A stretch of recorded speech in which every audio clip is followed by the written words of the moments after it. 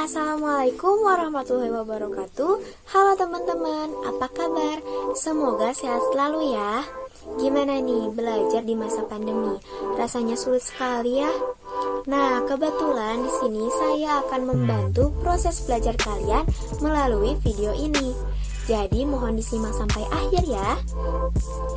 Izin memperkenalkan diri, nama saya Destiansa Fitri, mahasiswi dari Prodi Pendidikan Bahasa dan Sastra Indonesia, Fakultas Bahasa IKIP Siliwangi. Pada kesempatan kali ini, saya akan memaparkan sebuah materi dengan tema keterampilan berbahasa, yaitu berbicara dengan judul Public Speaking. Salah satu kemampuan mutlak yang dibutuhkan di era global. Tapi teman-teman, sebelum saya membahas public speaking itu apa, perlu diketahui keterampilan berbicara ini juga sangat dibutuhkan pada saat berkomunikasi. Nah, ngomong-ngomong, komunikasi ini apa sih? Komunikasi merupakan proses interaksi untuk berhubungan dari satu pihak ke pihak lainnya. Awal proses komunikasi berlangsung sangat sederhana, yaitu dimulai dari sejumlah ide yang abstrak atau pikiran dalam otak seseorang untuk mencari data atau menyampaikan informasi. Kemudian dikemaslah menjadi sebuah pesan. Pesan tersebut kemudian dapat disampaikan baik secara langsung maupun tidak langsung.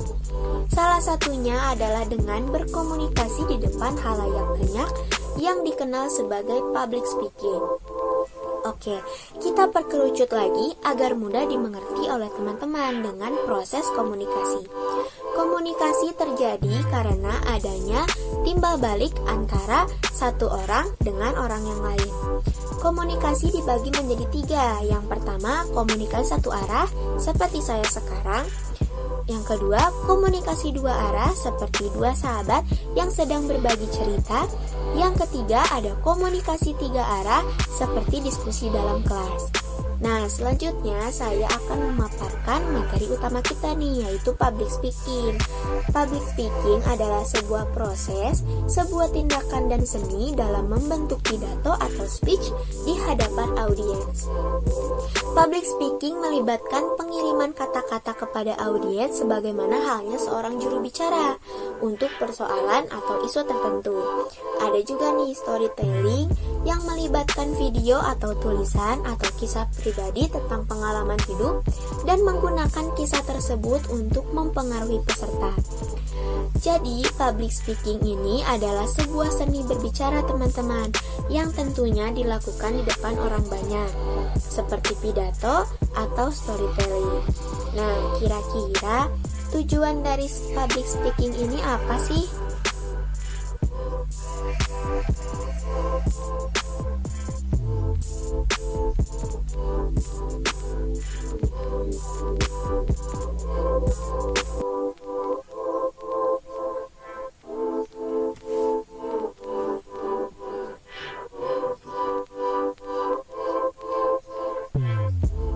Oke, ada tiga tujuan dasar terkait public speaking. Yang pertama, to inform atau menginformasikan. Nah, public speaking juga berguna untuk memberikan informasi kepada publik. Berdasarkan kepentingannya, informasi dibagi menjadi dua.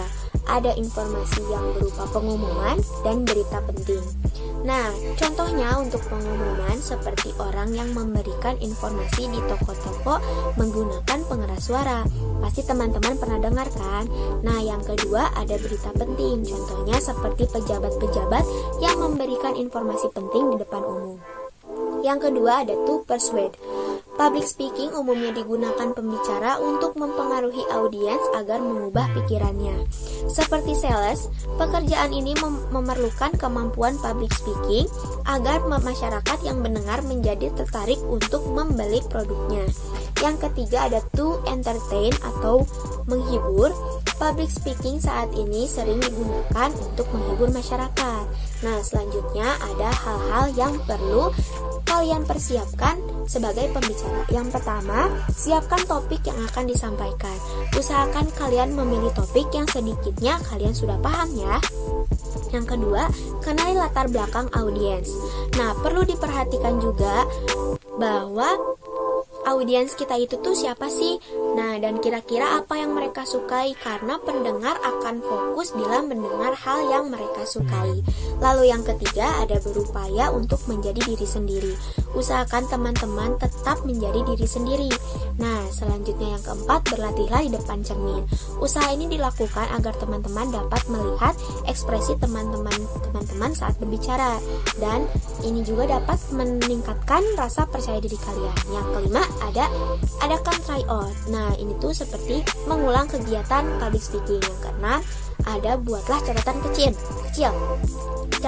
Catatan ini digunakan untuk beberapa materi yang membutuhkan catatan. Nah, jaga-jaga kalau teman-teman kalian lupa, bisa menjadi contekan. Nah, nomor satu, menyesuaikan penampilan fisik sebelum tampil di atas panggung. Nah, kalian harus pandai memilih pakaian yang sopan, yang rapi, yang menarik. Dan yang kedua, menyelipkan humor-humor atau cerita lucu di antara pembicaraan yang disampaikan sehingga pendengar tidak merasa bosan.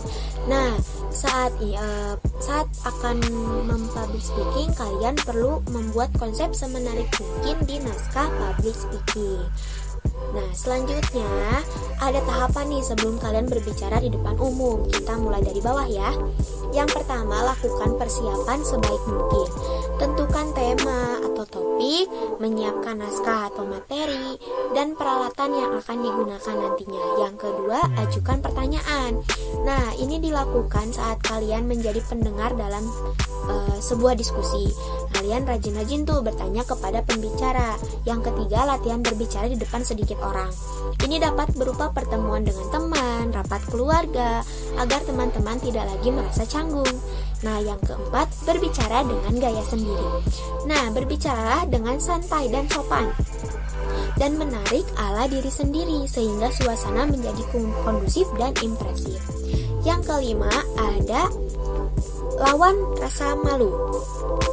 Anggaplah semua orang sama, tidak usah memperdulikan jabatannya apa.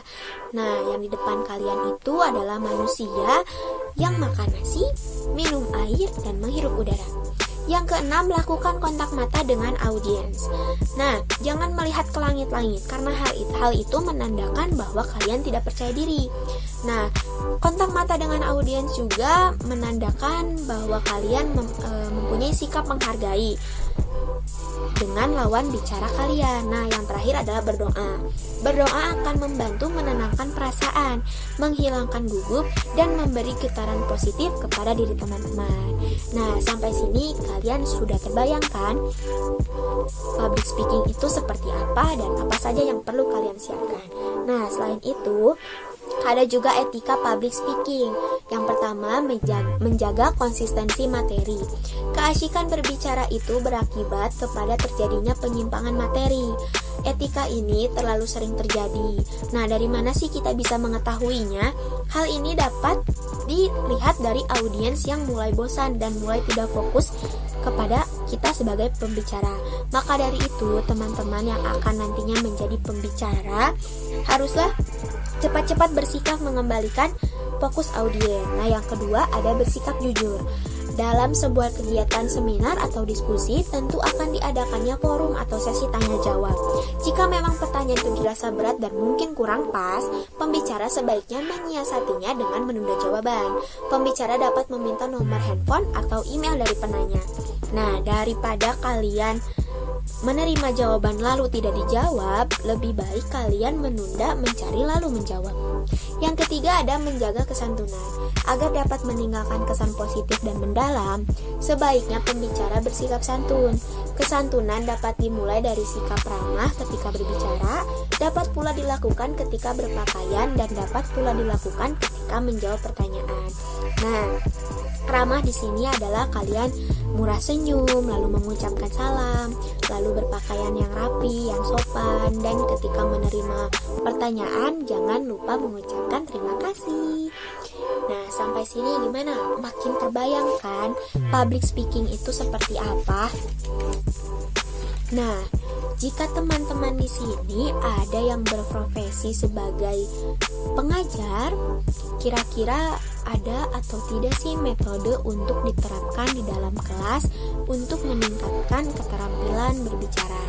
Nah, di sini saya punya metode untuk berlatih public speaking. Nah, kira-kira metode yang cocok itu seperti apa?